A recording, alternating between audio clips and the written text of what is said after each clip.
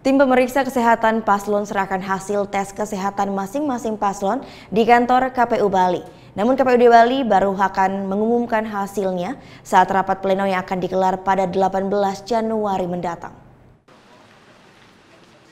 Selasa siang, tim pemeriksaan kesehatan pasangan bakal calon gubernur dan wakil gubernur menyerahkan hasil pemeriksaan kesehatan. Penyerahan berlangsung di kantor KPUD Bali.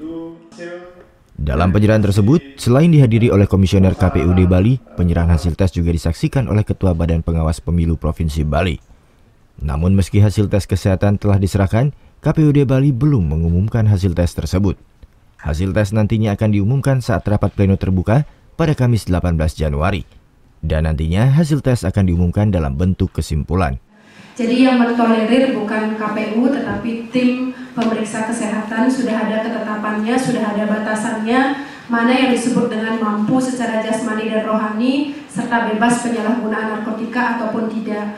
Nah, apabila calon atau pasangan calon tidak memenuhi syarat kesehatan itu gugur. Jadi harus digantikan oleh calon atau pasangan calon yang lain selama masa perbaikan. Jadi nanti perbaikannya itu mulai tanggal 18, 19, dan 20 Januari.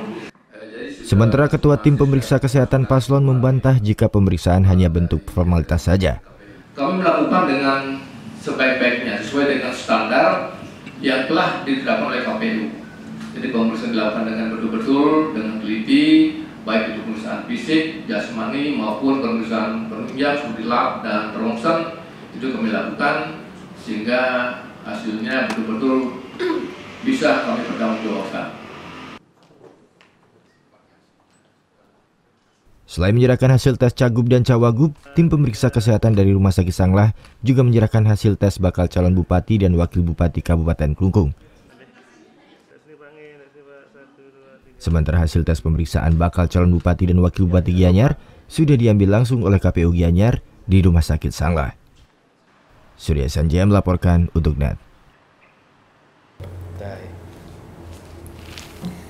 Udah selesai kan nontonnya? Nah, jadi jangan lupa buat like, komen, dan subscribe ya.